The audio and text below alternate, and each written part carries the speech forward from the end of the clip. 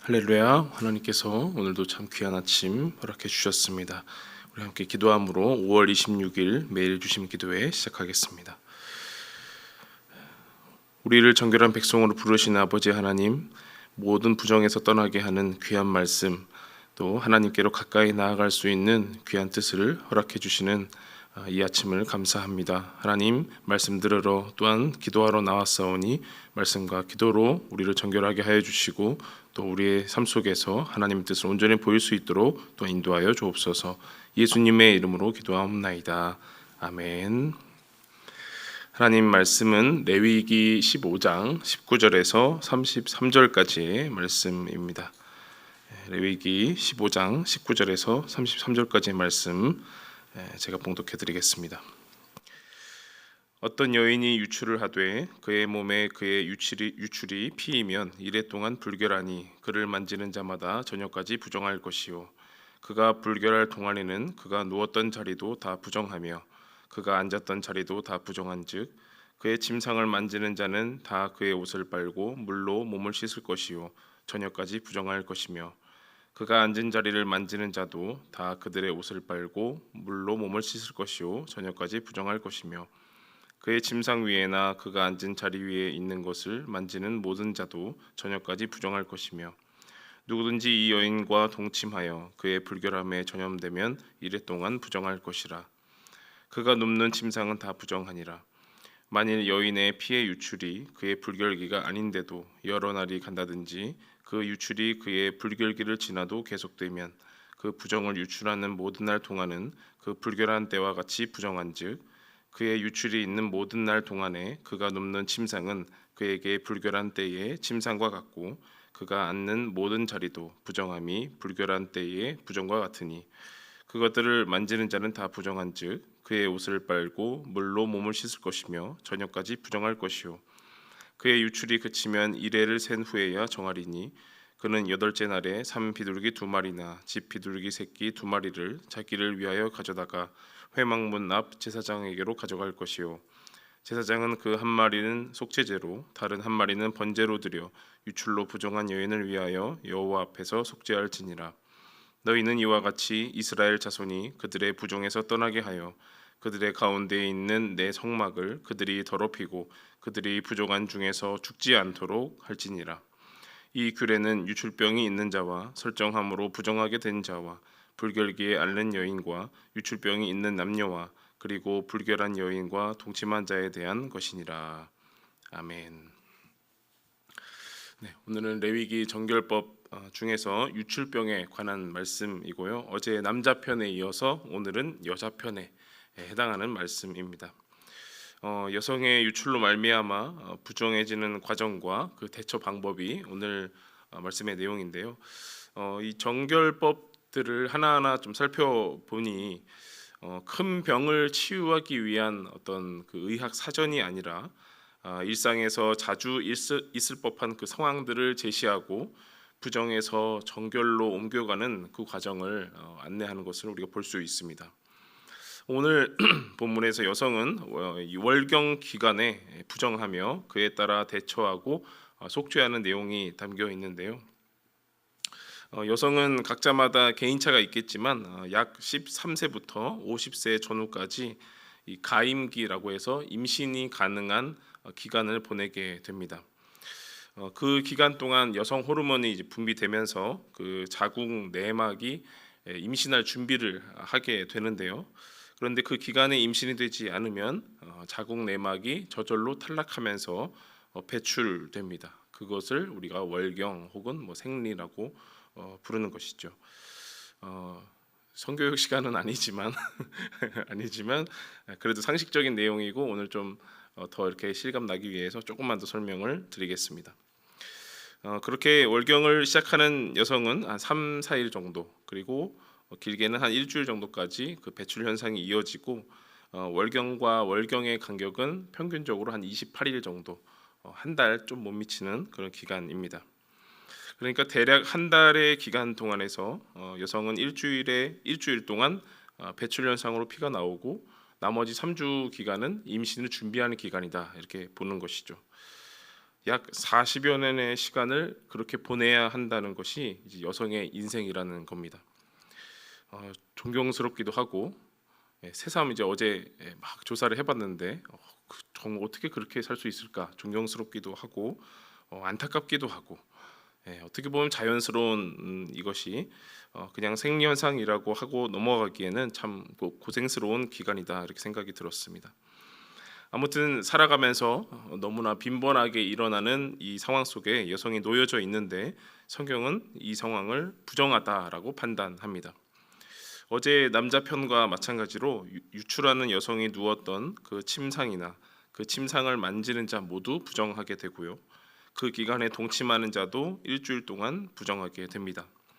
또한 여성이 아까 3, 4일이나 일주일이라고 했는데 그 이상 며칠이든 간에 유출을 하게 되면 그 모든 기간 동안 부정하게 되고 또 유출이 그치면 끝나는 것이 아니라 유출이 그친 후 일주일 동안을 기다려야 합니다. 그 일주일을 기다리고 8일째에 속죄제를 드리는 것이죠. 그러니 이제 가임기의 여성들은 평균 한 달에 한 2주 정도 피가 나오는 일주일, 그다음에 그 유출이 끝난 후 일주일, 한 달에 한 2주 정도는 부정하고 2주는 정결한 기간이라는 거예요. 기본으로. 아무리 정결한 상태로 여성이 산다 할지라도 한 달에 절반은 부정하고 매월 비둘기 2마리를 가져다가 속죄제를 드려야 한다는 겁니다. 그 시대를 살지 않아서 또 이제 다른 나라에 살게 되어서 감사할 것 같습니다. 제가 제 기억으로도 제가 아르바이트를 하고 했던 그 수년 전의 기억만으로 그 수년 전에 마트에서 여성용품을 구매할 때는 마치 죄진 사람처럼 신문지에 둘둘 말아가거나 검은 봉지에 둘둘 말아서 그 여성용품을 숨겨서 사는 것이 보편화됐었습니다. 그러나 요즘에는 남자들이 대신 사오기도 하고요. 대형마트 한쪽 코너에 이제 다양하게 여성용품이 전시되어 있기도 합니다. 이렇게 현대 사회에서는 여성의 이 생리적인 상황을 놓고 결코 부정하다거나 또 불견한 상황이라고 보지는 않습니다. 오히려 요즘에 찾아보니까 이 저소득층 자녀들의 상황에 주목을 하면서 여성용품이 부족한 학생들을 위해서 기부하기도 하고 후원하기도 하는 세상이더라고요. 그만큼 이제 여성들을 향하여서 여러 분야에서 관심을 갖고 배려를 보여주는 그런 요즘이라고 볼 수가 있는 것입니다. 한마디로 이제 여성은 조금 더 보호가 필요한 대상이다 이렇게 생각이 됩니다. 그런데 이 비단 여성의 유출뿐만 아니라 정결 규례에 속한 모든 상황들 그리고 그 부정한 사람들 이들은 모두 배려와 보호가 필요한 것으로 보입니다. 그들은 부정한 상황이라서 공동체 속으로 쉽게 들어갈 수가 없고 제사도 드릴 수 없는 상황입니다. 또한 제사장 없이는 스스로 정결해질 수 없고 격리라도 해야 하면 도움의 손길이 더욱더 필요하다는 거죠. 이 정결법에 대해서 이제 두 가지 관점으로 한번 정리를 해보겠습니다. 이제 오늘까지 정결법을 하고 내일은 대속죄일이라서 약간 또 다른 국면에 이르게 되는데요. 정결법을 두 가지 관점에서 정리해 보면 하나는 신학적인 측면이고 또 하나는 실제적인 측면입니다. 한마디로 이론과 이제 실제 이렇게 볼 수가 있는데요.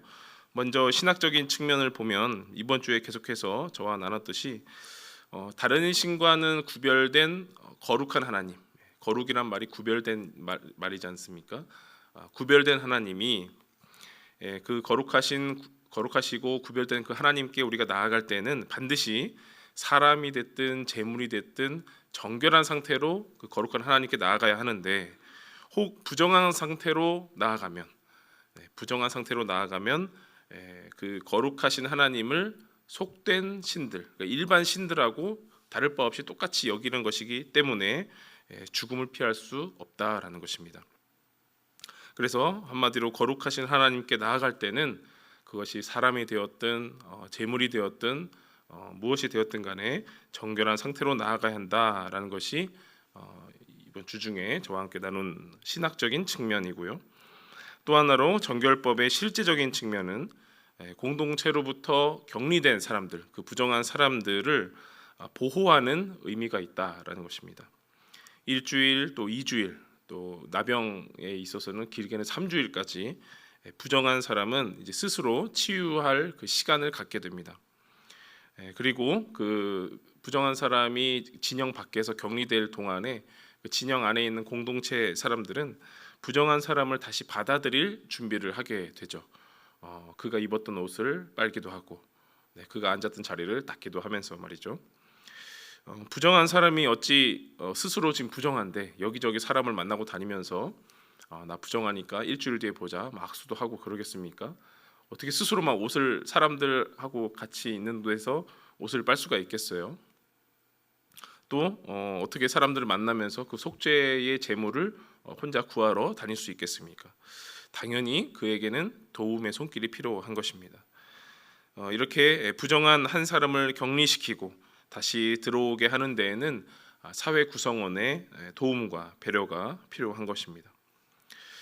이렇게 정결법은 신앙인의 정체성을 바로잡는 데에 기준점이 되는 것이고 공동체의 삶을 유지하는 데에 척도가 되는 겁니다. 진영 안에서만 또 성소 안에서만 말씀만 열심히 외우고 제사만 많이 드린다고 법을 달달 외운다고 신앙인이 되고 공동체가 이루어지는 것은 아니라는 것입니다. 그것을 진영 밖에서 또 자신의 장막 밖에서 적용하고 표현하고 살아내는 과정도 반드시 필요한 것입니다. 이스라엘 백성이 성막에서 그렇게 정결법을 준수하며 살아내는 그 이유가 오늘 본문에서 잘 정리되어 있습니다. 오늘 본문 레위기 15장 31절의 말씀인데요. 제가 읽어드리겠습니다. 너희는 이와 같이 이스라엘 자손이 그들의 부정에서 떠나게 하여 그들 가운데에 있는 내 성막을 그들이 더럽히고 그들이 부정한 중에서 죽지 않도록 할지니라. 거룩하게 구별된 하나님의 성막이 부정해지지 않도록 주의 백성들이 부정한 중에 거룩을 훼손하여서 부정한 상태로 죽지 않도록 보호하는 법이 정결법인 것입니다. 부정한 사람을 격리시키기 위해서, 부정한 사람을 우리 공동체에서 내쫓기 위해서 그런 법을 제정한 것이 아니고요. 거룩한 것이 부정해지지 않도록 또 그 부정한 사람을 보호하도록 제정된 것이 바로 정결법인 것입니다. 이 정결규례의 말씀들은 읽고 묵상하기에는 따분하고 재미도 없고 사실 은혜도 별로 되지 않습니다. 누가 제일 은혜가 안 됐을까요?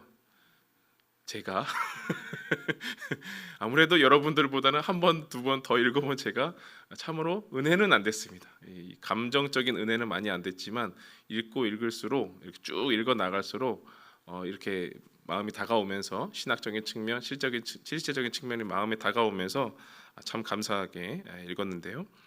이 정결규례의 말씀들이 사실은 거룩한 장소를 보호하고 거룩한 공동체를 배려하고 보호하는 그런 귀한 이 하나님 나라 백성의 삶의 귀한 뼈대와 같은 말씀이다라고 느꼈습니다. 사랑하는 여러분, 우리가 정결 규례를 듣고 배우면서 부디 여러분의 마음이 정결한 마음으로 창조되시기를 소망합니다. 그것은 곧 하나님을 하나님답게 보호하는 것이고요. 거룩한 공동체인 교회를 교회답게 보호하는 길입니다. 가정을 가정답게 보호하는 것이고요. 주의 자녀인 나 자신을 주의 자녀답게 보호하는 일입니다. 우리가 현대 사회 속에서 자칫 유명무실할 수 있는 이 정결 규례를 통해서 하나님께서 그 보호하는 사명을 우리에게 주신 것입니다. 마지막으로 레위기 19장 2절 말씀 제가 읽고 함께 기도하겠습니다. 너는 이스라엘 자손의 온 회중에게 말하여 이르라. 너희는 거룩하라. 이는 나 여호와 너희 하나님이 거룩함이니라. 아멘. 기도하겠습니다. 거룩하신 하나님, 거룩의 삶을 살기 위하여 정결한 백성으로 살기 위하여 우리를 부르셨음을 고백합니다. 너무나 일상적인 부분까지 하나님의 백성으로 정결하게 살아가야 하기에 참 쉽지 않아 보입니다. 그러나 그러하기에 우리에게 말씀하시고 부르시고 동행하시는 줄로 믿습니다. 거룩하신 하나님께 우리가 온전히 나아갈 수 있도록 오늘도 나와 공동체를 보호하는 정결한 마음을 창조하여 주옵소서. 이 아침에 기도할 때에 세상 속에서 내가 배려하고 보호해야 할 대상을 떠오르게 하시고 하늘 아버지의 뜻을 이 땅 가운데 이루며 살 수 있도록 도와주옵소서. 예수님의 이름으로 기도하옵나이다. 아멘. 시간 각자의 기도 제목을 가지고 함께 기도하겠습니다.